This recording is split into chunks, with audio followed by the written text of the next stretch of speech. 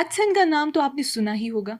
एक वक्त था जब ये सिर्फ एक इलाका था, लेकिन आज यहाँ म्युनिसिपल के कचरे के ऐसे ढेर लगे हैं जैसे छोटे छोटे पहाड़। बेइलाज कचरे का ये ढेर अब पब्लिक हेल्थ के लिए एक बड़ी मुश्किल बन गया है, खासकर आसपास के इलाके के लोगों के लिए। एक समाजी मसाइल है। ये सिर्फ रोजमर्रा की परेशानियों तक सीमित नहीं, शादी के रिश्तों में भी ये बदबू इस इलाके के लिए एक रुकावट बन गई है। जम्मू और कश्मीर में कचरा सिर्फ जमा नहीं हो रहा, ये कहानी सुना रहा है सिस्टम की अनइवन कैपेसिटी। लेकिन सईदाबाद के लोग अभी भी इंतजार कर रहे हैं उस दिन का जब हवा में बदबू ना हो, लैंडफिल का दाग मिट जाए और खिड़की खोल के एक साफ सेहतमंद सांस नसीब हो।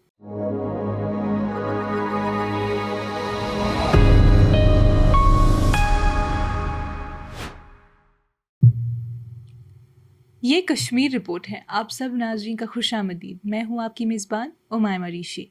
नाजरीन, अचछन का नाम तो आपने सुना ही होगा। एक वक्त था जब ये सिर्फ एक इलाका था, लेकिन आज यहाँ म्युनिसिपल के कचरे के ऐसे ढेर लगे हैं जैसे छोटे छोटे पहाड़। 1985 तक श्रीनगर में कचरे का इतना बोझ नहीं होता था। प्लास्टिक का इस्तेमाल भी बहुत कम था। जो थोड़ा बहुत कचरा निकलता, श्रीनगर म्युनिसिपल कॉरपोरेशन एसएमसी उसे किसी ओपन एरिया में डंप कर देती थी, कभी नूरबाग ग्राउंड पर, कभी जहलम के किनारे। लेकिन 1986 में जम्मू और कश्मीर सरकार ने कैबिनेट की सिफारिश पर असम को लैंडफिल साइट डिक्लेयर कर दिया। तब से एसएमसी ने म्युनिसिपल सॉलिड वेस्ट का ओपन डंपिंग यहाँ शुरू किया। बेइलाज कचरे का ये ढेर अब पब्लिक हेल्थ के लिए एक बड़ी मुश्किल बन गया है, खासकर आसपास के इलाके के लोगों के लिए। एक समाजी मसाइल है। ये सिर्फ रोजमर्रा की परेशानियों तक सीमित नहीं, शादी के रिश्तों में भी ये बदबू इस इलाके के लिए एक रुकावट बन गई है, खासकर लड़कों के लिए। कॉलोनी की एक लड़की ने हमसे इस सिलसिले पे बात करते हुए कहा कि लोग यहाँ से रिश्ते करने से कतराते हैं। अगर बाकी सब चीज़ें मिल भी जाए तो ये माहौल फैसला बदल देता है। पुराने रहने वाले लोग कहते हैं कि कुछ लोग तो ये मुश्किल समझकर बाहर शादी कर लेते हैं, क्योंकि शहर से बाहर के लोग ये सब जानते ही नहीं। वहीं की एक और रिहायशी ने हमसे बात करते हुए कहा कि पेट और सीने के इन्फेक्शंस आम हो गए हैं। हर घर में कोई ना कोई बीमार रहता है। उन्होंने कई बार हुकूमत से अपील की, लेकिन ये साइट अब कचरे का पहाड़ बन गई है। रोज़ केमिकल स्प्रे भी किया जाता है, लेकिन बदबू कम ही नहीं होती। वो याद करते हैं कि एक वक्त था जब ये जगह बिल्कुल अलग होती थी। आचार लेक का मंजर लाजवाब था। लोग मछली पकड़ सकते थे, पानी पीते थे, बल्कि टूरिस्ट्स भी आते थे। अब सब खत्म हो गया है। बदबू इतनी तेज़ है कि हवा की रफ्तार और रुख के हिसाब से दरगाह और निगीन तक पहुंच जाती है। एक 60 साल के बुजुर्ग जो 2 दशकों से अचछन में रहते हैं, कहते हैं कि आजकल लोग हर चीज़ प्लास्टिक में इस्तेमाल करते हैं। जंक फूड, रेडीमेड खाना, इस नए तरह की ज़िंदगी ने कचरे का मसला और बढ़ा दिया है। अब जो लोग यहाँ बसने आए हैं वो भी इसलिए है क्योंकि ज़मीन सस्ती है। एक अफसर ने भी माना कि क्राइसिस बहुत बड़ा है और स्वच्छ भारत मिशन 2.0 के तहत काम चल रहा है। शफकत नज़ीर, एक एडवोकेट, उनका कहना है कि अचछन में जो हो रहा है वो वेस्ट ट्रीटमेंट नहीं है, सीधा ओपन डंपिंग है। सरकारें हिंद ने फंड्स तो एलोकेट किए हैं, लेकिन अब अदालत इनके इस्तेमाल का हिसाब मांग रही है और ये केस अभी भी पेंडिंग है। अचछन के लैंडफिल साइट पर पहला पेटिशन 10 साल पहले फाइल हुआ था। 2018 में एक और पेटिशन दी गई जिसमें सॉलिड वेस्ट मैनेजमेंट के प्रोटोकॉल्स को सही तरह लागू करने की दरख्वास्त की गई। एनवायरमेंट पॉलिसी ग्रुप ईपीजी, जो कि एक रजिस्टर्ड ट्रस्ट है, ने साइंटिफिक वेस्ट डिस्पोजेबल का मुतालबा किया है ताकि बेतरतीब डंपिंग का सिलसिला रुक सके। अपनी प्ली में ईपीजी का कहना है कि ये रियासत की लापरवाही ने अवाम की सेहत और एनवायरनमेंट को खतरे में डाल दिया है। ग्रुप चाहता है कि अदालत नेशनल वेस्ट मैनेजमेंट रेगुलेशंस को एनफोर्स करे और रियासत को इस कोताही के लिए जिम्मेदार ठहराए।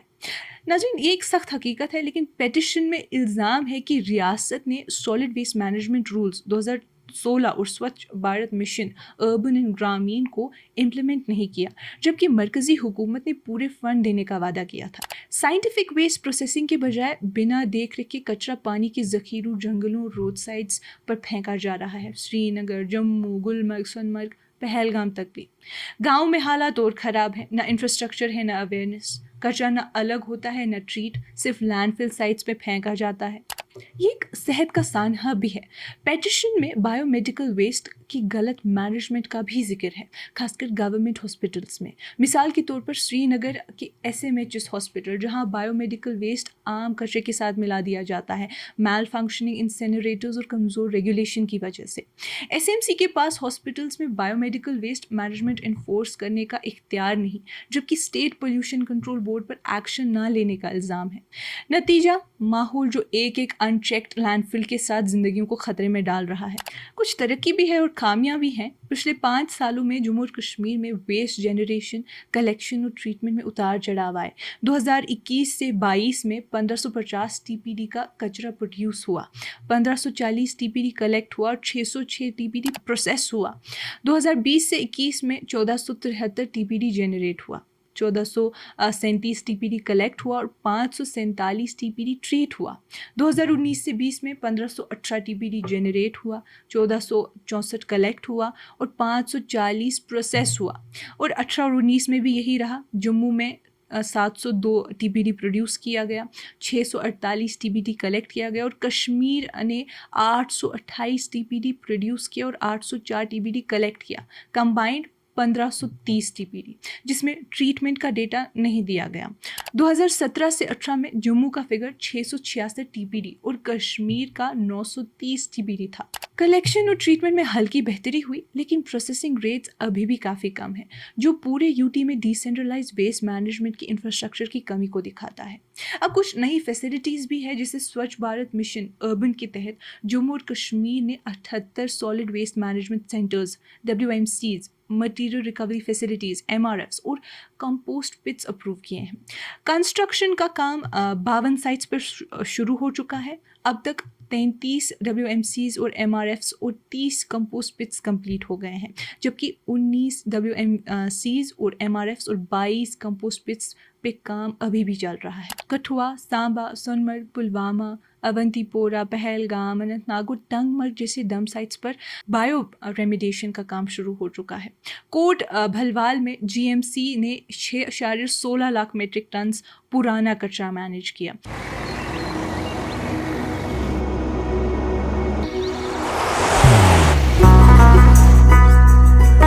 मोहब्बत वही जो दिल से हो,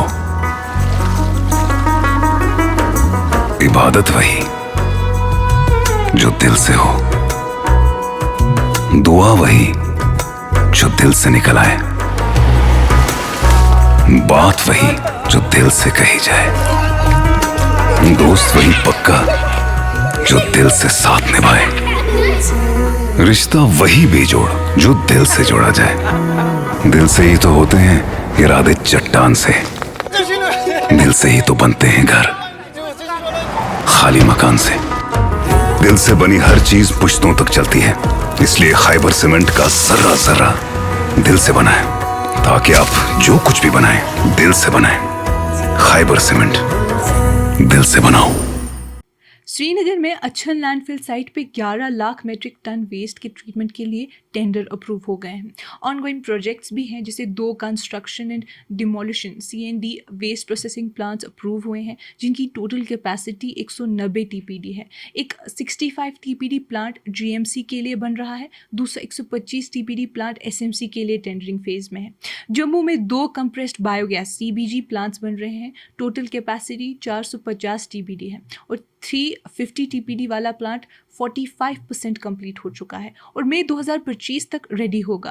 कंपोस्टिंग का काम शुरू हो गया है और CBG प्रोडक्शन अगले साल से स्टार्ट होगा। अब अगर इंटीग्रेटेड वेस्ट की बात करें तो मैनेजमेंट के तहत 375 एस्पिरेशनल टॉयलेट सीट्स का काम चल रहा है और कम्युनिटी पब्लिक टॉयलेट्स के लिए टेंडर्स अप्रूव हो चुके हैं। श्रीनगर को CITIS 2.0 प्रोग्राम में सिलेक्ट किया गया है, जिसमें 67.24 करोड़ का डिटेल एक्शन प्लान बनाया गया है। इसमें 700 TPD pre processing unit, 150 KLD leachate treatment plant और 100 TPD ब्रिकवेटिंग प्लांट शामिल है। साथ ही RFID based tagging system 2.4 lakh households और 80,000 कमर्शियल यूनिट्स को कवर करेगा। अब ये एक टेल ऑफ 2 सिटीज़ बन गया है। जम्मू और कश्मीर में कचरा सिर्फ जमा नहीं हो रहा, ये कहानी सुना रहा है सिस्टम की अनइवन कैपेसिटी की। श्रीनगर सबसे आगे रोज़ 525 टन कचरा निकालता है और एमआरएफ भी चल रहा है। जम्मू भी पीछे नहीं, 374 टीपीडी के साथ। लेकिन इन बड़े शहरों से बाहर तस्वीर बदल जाती है। अनंतनाग 66 टन से ज़्यादा जनरेट करता है, लेकिन एमआरएफ का नामो निशान नहीं। एलसीएमए श्रीनगर भी 55 टन के साथ एमआरएफ के बगैर चल रहा है। शुपेन, बारामूला, बांडीपुरा, पुंछ सब कचरा निकालते हैं, मगर प्रोसेस करने का प्रॉपर सिस्टम नहीं। दूसरी तरफ छोटे शहरों जैसे बानिहाल, कुंजर और टंगमर्ग जो मुश्किल से 1 टन से ज़्यादा रोज़ निकालते हैं, उनके पास एमआरएफ मौजूद है। थाना मंडी जो 1 टन से भी कम प्रोड्यूस करता है, उसके पास भी फैसिलिटी है। जबकि कुछ बड़े वेस्ट प्रोड्यूसर्स अभी भी बिन एमआरएफ के हैं। डोडा का 4.47 टीपीडी हो या अचबल का 2.56 टीपीडी, छोटे शहर ये प्रूव कर रहे हैं कि काम हो सकता है। तस्वीर साफ है, जेएनके में कचरा मैनेज करना सिर्फ क्वांटिटी का सवाल नहीं, ये लोकेशन का गेम है। सीधी बात है, सिर्फ साफ सफाई नहीं, स्ट्रैटेजिक इन्वेस्टमेंट डिसाइड करेगा कि जेएनके कचरे में डूबता है या उसे रिसोर्स बनाता है। अब एक परसिस्टेंट थ्रेट है। जम्मू और कश्मीर के 78 अर्बन लोकल बॉडीज रोज़ मिलकर 1500 टन से ज़्यादा कचरा निकालते हैं। एक ऐसा बोझ जो सस्टेनेबल मैनेजमेंट के लिए बड़ी चैलेंज बन चुका है। एमआरएफ कुछ जगह चल रहे हैं, लेकिन अब भी कई टाउन्स में बेसिक प्रोसेसिंग यूनिट्स नहीं है। पिछले 5 सालों में जम्मू और कश्मीर ने 2.25 लाख टन से ज़्यादा प्लास्टिक वेस्ट प्रोड्यूस किया है। सबसे ज़्यादा 2019 से 20 में लगभग 75,000 टन, उसके बाद नंबर्स गिरते गए। 2020 से 21 में 51,000, 2021 से 22 में 34,000 और 2022 से 23 में 30,000 टन। 2018 से 19 में ये फिगर 34,000 टन था। लगभग 2019 के बाद लद्दाख का डेटा रिकॉर्ड रहा है 2021 से 22 में 1900 टन से ज़्यादा और 2022 से 23 में 860 टन। प्लास्टिक का प्रेशर बहुत है। रेगुलेशंस होने के बावजूद जम्मू और कश्मीर का प्लास्टिक वेस्ट मैनेजमेंट अभी भी कमज़ोर है। हाल के डेटा में गिरावट दिख रही है, लेकिन एक्सपर्ट्स कहते हैं कि रिसाइकलिंग एफर्ट सस्टेन करना और सिस्टम स्ट्रॉन्ग बनाना ज़रूरी है।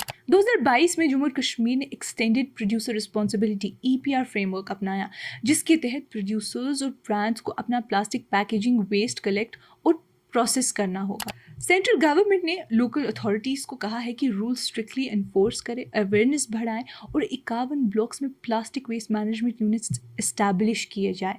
एक पॉजिटिव कदम जो है, लेकिन एक्सपर्ट्स की फाइनल बात सीधी है। प्रोग्रेस तभी पक्की होगी जब मॉनिटरिंग रहेगी, कम्युनिटीज़ इन्वॉल्व होगी और एनवायरनमेंट रूल्स का पूरा पालन होगा। रिसाइकलिंग पुश भी ज़रूरी है। जम्मू और कश्मीर ने प्लास्टिक पोल्यूशन के खिलाफ अपनी लड़ाई तेज़ कर दी है और इस मिशन का सेंटर बन गया है 32 मटीरियल रिकवरी फैसिलिटीज़ MRFs, जो रिसाइकलिंग का बैकबोन बन चुके हैं। सिर्फ पिछले साल 2023 से 24 में JNK ने 146 मेट्रिक टन प्लास्टिक वेस्ट का 52.82% रिसाइकल किया, जो पिछले साल के 49.55% से ज़्यादा है। प्लास्टिक वेस्ट बढ़ने के बावजूद रिसाइकलिंग रेट का ऊपर जाना एक बड़ी जीत है। अथॉरिटीज़ ने वेस्ट पिकर्स को रजिस्टर किया ताकि कलेक्शन स्ट्रॉन्ग हो और single use plastic, specially 120 micron के कम प्लास्टिक बैग्स के खिलाफ क्रैकडाउन बढ़ाया। CSR के जरिए 10,000 क्लॉथ बैग्स फ्री दिए गए रीयूजेबल हैबिट्स प्रमोट करने के लिए। जम्मू और कश्मीर ने प्लास्टिक वाटर बॉटल्स बैन कर दी हैं और 120 माइक्रोन से कम के प्लास्टिक प्रोडक्ट्स की प्रोडक्शन और सेल रोक दी हैं। अब रीजन में कोई single use plastic manufacturing unit नहीं चल रहा, मतलब नॉन रिसाइक्लेबल प्लास्टिक का रास्ता वही बंद हो गया। ये सब दिखाता है कि एक स्ट्रक्चर डिटरमाइंड फाइट, जहां MRFs, स्ट्रिक्ट रूल्स और पब्लिक अवेयरनेस मिलके JNK को प्लास्टिक पोल्यूशन से बचाने की कोशिश कर रहे हैं। अब रही सईदाबाद की कहानी, जो कि 914 कनाल ज़मीन पर फैला हुआ लैंडफिल है, लेकिन फिलहाल सिर्फ 20 से 25 कनाल ही वेस्ट डंप के लिए यूज़ हो रहा है। SMC के एक अफसर ने इस सिलसिले में हमें बताया कि हमारे पास एक अप्रूव्ड एक्शन प्लान है, जिससे 2027 तक लेगेसी वेस्ट का बैकलॉग खत्म हो जाएगा। यहाँ हर तरह का वेस्ट आता है, वेट, ड्राई, सैनिटरी और डोमेस्टिक। कंपोस्टिंग और सेग्रीगेशन चल रही है और MRFs मदद कर रहे हैं, लेकिन चैलेंज अभी भी बड़ा है। रोज़ाना कंप्लेंट्स मिलती हैं, इसलिए हर दिन 6 बार एंटी ओडर स्प्रेज लगाए जाते हैं ताकि बदबू कम हो। पर मुश्किल और भी है, लैंडफिल के पास इलीगल हैबिटेशन है। उन अफसरान का कहना था कि जब जगह रहने लायक नहीं तो इलीगल हैबिटेशन क्यों? रूल्स के मुताबिक रेजिडेंशियल एरिया लैंडफिल से कम 500 मीटर दूर होना चाहिए। आगे का प्लान काफ़ी बड़ा है। बायो माइनिंग से 11 lakh metric ton legacy waste का सफाया, bio CBG plant, bio fencing, insulation plant, RDF facility और सैनिटरी लैंडफिल सिस्टम सब शामिल हैं। लेकिन सईदाबाद के लोग अभी भी इंतज़ार कर रहे हैं उस दिन का जब हवा में बदबू ना हो, लैंडफिल का दाग मिट जाए और खिड़की खोल के एक साफ सेहतमंद सांस नसीब हो। नाज़रीन, आज की इस कश्मीर रिपोर्ट में इतना ही। बाकी मज़ीद मालूमात के लिए बने रहिए कश्मीर लाइव के साथ।